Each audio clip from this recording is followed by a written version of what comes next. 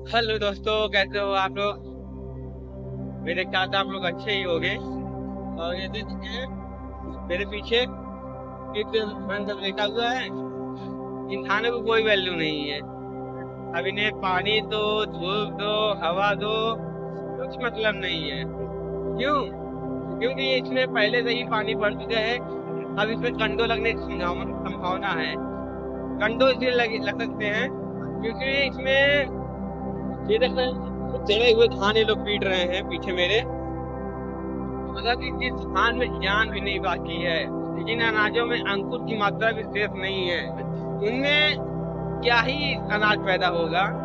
जो धान पके हुए थे, गिर गए थे, उनमें पानी पड़ने की वजह से अब वो अंकुरित हो रहे हैं। धीरे धीरे वो बीज बन गए हैं, फिर से जाम रहे हैं। तो जब उसका जागृत हो जाए, समझ लीजिए कि उसके जो तत्व हैं, जो तत्व हैं, जो अनाज में उनकी शक्ति होती है, वो खत्म हो चुकी है। जिस तरह आप देख सकते हैं मेरे पीछे ये कटे हुए पड़े हुए धान हैं, लगभग 2 या 3 दिन से पड़े हुए हैं। अब इनको अगर ठीक ढंग से काटने की, अगर पीटने की संभावना बनती भी है, कम से कम 2 या 3 दिन की धूप लगेगी। पहले दिन तो धूप इसलिए कि वो पियरा सूखेगा, 2 दिन अनाज सूखने में टाइम लगेगा, तो तीसरे दिन ये पीटने लायक बनेंगे। लेकिन ये तो कुछ देख रहे हैं ना पीछे मेरे, ये अब किसी काम के नहीं है। मतलब कि इनकी संभावना थोड़ी बहुत बची है। लेकिन अब जो एक धरा होने वाला था एक बोझ में, वो 1 किलो या 2 किलो होगा। ये धान इस तरह से है जैसे एक लकवाग्रस्त पुरुष होता है। इसके अंदर ताकत है, बाहुबल है, शक्तियां हैं, लेकिन उसकी कुछ ऐसी शरीर के अंग हैं जो काम नहीं कर सकते, जिसकी वजह से वो अपाहिज है। मतलब कि वो ताकतवर, बलशाली है, बुद्धिमान है, सब कुछ है, उसके अंदर सारी खूबियां हैं, लेकिन उसके अंदर का जो रस तत्व है, जो उसकी अंदर की शक्ति है, वो खत्म हो चुकी है, छीण हो चुकी है। क्यों? क्योंकि उसको लकवा मार गया। तो उसी तरह की धान है, इनके अंदर धान है, धन है, सब कुछ है। इनके अंदर बीज भी होगा, फल भी होगा, लेकिन इनके अंदर का जो रस होगा, जो इनका रस तत्व होगा, जो गुण होगा, वो खत्म हो चुका होगा। क्योंकि इनमें अब वो शक्ति बची नहीं है जो एक पौष्टिक और स्वस्थ धान होनी चाहिए, जो एक स्वस्थ अनाज होती है, उससे किसान को फायदा मिलता हो। जैसे देख के व्यापारी कहे हाँ ये धान खरीदने लायक है, ये बीज मेरी फायदेमंद है। तो ऐसा इतना कुछ नहीं बचा है। बचा है केवल निराशा, चिंता और एक अफसोस की भावना। किसानी एक जुआ तरह है जो लोगों को खिलाती तो अच्छी है, 6 महीने मेहनत तो कराती है, लेकिन जैसे ही 5वां महीना चालू होता है, भगवान करवटें बदलना शुरू करते हैं, मौसम अपनी अंगड़ाई लेना शुरू करता है, बादलों में चहल पहल मचती है, हवाओं में सरसराहट शुरू हो जाती है, और फिजाओं में बेचैनी पैदा होने लगती है कि कहीं न कुछ गड़बड़ किया जाए, जिससे कि ये जो मजबूत फसलें, खड़ी फसलें हैं, किसानों के लहलहाते चेहरे हैं, इनको मुरझाया जा सके, इनके अंदर जो मायूसी फिर से पैदा की जा सके, निराशा हो पैदा की जा सके, जिससे कि दोबारा कभी पैदा करने की उम्मीद पैदा न करे।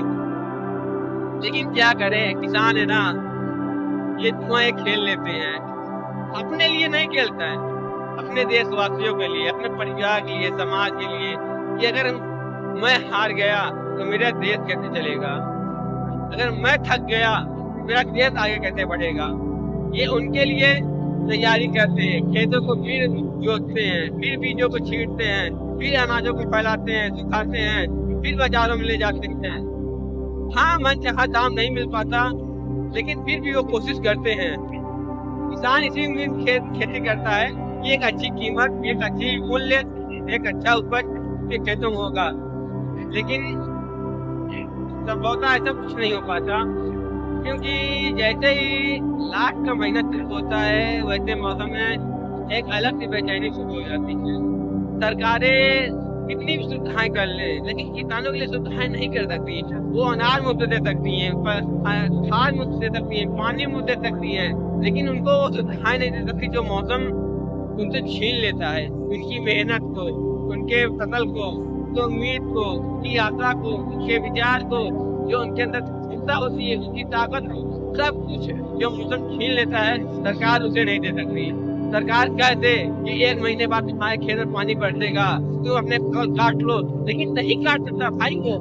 उसे पता है अगर जब तक मेरा फसल पकेगा नहीं, मेरे फसलें अच्छी से कटेंगे नहीं, तो मेरे अनाज के दाम मिलेंगे नहीं। उसे पता है अच्छी तरीके से, तो समय से पहले नहीं कर सकता। ये पूर्वानुमान लगाना, सरकारों का ये बयाने देना, या फिर बीच सड़क पे किसी को भी कह देना किसान हमारे लिए क्या ही करते हैं, उनको पहले से पता होता है मौसम खराब होने वाला, उनको काट लेना चाहिए। भाई कैसे काट लेगा वो? कुछ बातें बहुत ही मैंने सुनी है कि आज इनको तो पहले से पता था ना ये बातें ये होने वाला है। तो ठीक है, अगर मैं कहूँ आप 6 महीने की एग्जाम तैयारी कर रहे हैं, मैं आपको चौथे महीने बता दूं कि आपका एग्जाम चौथे महीने हो, तो क्या आप कर पाएंगे? अगर आपकी बेटी का बियाह 7वें 8वें महीने में होने वाला है, उसको बियाह 6 महीने 15 महीने करते कर दिया जाए, तो क्या कर पाएंगे? नहीं, क्योंकि आगे तैयारियां हो ही नहीं पाती। आप काट नहीं पढ़ पाए होते, आज परीक्षा के लिए तैयारी नहीं कर पाए होते, सिलेबस नहीं खत्म रहता, जिससे नुकसान होता है। जिससे ये नुकसान नहीं रहता कि उसे ये तो पता है कि 6 महीने तैयार हो, लेकिन इसे नहीं पता है उसके बीच में मुसीबतें कब आएंगी, क्या करनी है। हाँ, मुसीबतें आप बता सकते हैं कितने समय पाएंगे, लेकिन उन मुद्दों का निवारण नहीं कर सकते, क्योंकि वो मुसीबतें खुले आसमान के नीचे फैली हुई है। इसका निवारण केवल ऊपर वाले के हाथ में होता है और किसी के हाथ में नहीं। तो उसमें ऐसी कोई भी भावनाएं जुड़ नहीं सकती जो आप उसे समझा सको, क्योंकि यार किसान की मेहनत क्यों किसान समझ सकता है।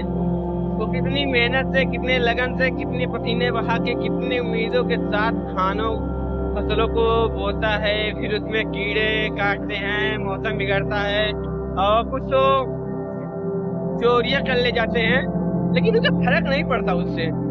लेकिन जब उसे उसकी कीमत नहीं मिल पाती ना, जिस उम्मीद में बैठा रहता है, तब साथ उसे बुरा लगता है कि जिस उम्मीद के साथ, जिस बजट के साथ उसने किसानी की थी, जो आशाएं लेके उसने पैदा की थी, वो नहीं हो पाया। वो कसर जो रह जाती है ना, वो किसान को मारती है। वो किसान को मारती ही नहीं, आत्महत्या करने को मजबूर कर देती है, उसके परिवार को खत्म कर देती है, उसे कर्ज तले डुबो देती है। ये सरकारें जो कर्ज माफ करती हैं, ये सब करती हैं, ये ढकोसले पे कुछ नहीं होता भाई। उनका 5-6 हजार रुपए का माफ कर के इससे फायदा नहीं होने वाला। कुछ करना ही है तो उनको अच्छी टेक्नोलॉजी दे दीजिए, उनको एक अच्छा हाइब्रिड बीज दे दीजिए, जिससे कि उन्हें पैदावार अच्छी हो। समय से पहले कीटनाशक मारने की दवाई दे दीजिए, तो शायद उनका भला हो जाए। लेकिन नो, उम्मीद करना बेकार है, क्योंकि सरकारों के हाथ में और मौसम के हाथ में कुछ नहीं है। वो होता है खुले आसमान के नीचे होता है, सबसे आंखों सामने होता है, इस समाज के सामने होता है, लेकिन कभी कभी समाज आंखें बंद कर लेता है। तो कोई ना, जो हो रहा है सही हो रहा है। माफी चाहूंगा अगर कुछ अपनी पर्सनल भावनाएं भी मैं शेयर करने लग गया हूँ, लेकिन क्या करूँ, एक किसान का बेटा होने के साथ सारे भावनाएं निकल जाती हैं या फिर उमड़ जाती हैं। कभी कभी कुछ ऐसी भक्तियाँ, कुछ ऐसे शब्द, कुछ ऐसी टिप्पणियाँ सुन लेता हूँ जो पूरे शरीर को झकझोर तो देती हैं, लेकिन कुछ कह नहीं पाता। तो शायद उसे मैं अपने शब्दों के माध्यम से कह दिया, इसके लिए माफी चाहूंगा। अगर किसी को बुरा लगे, किसी शब्द से ऐसा लगे कि इसने कुछ ज्यादा ही बोल दिया, तो ही चाहूंगा। लेकिन वीडियो कैसी लगी शेयर जरूर करिएगा और अंत में कमेंट करके जरूर बता दीजिएगा गलतियाँ कहाँ हुई। धन्यवाद।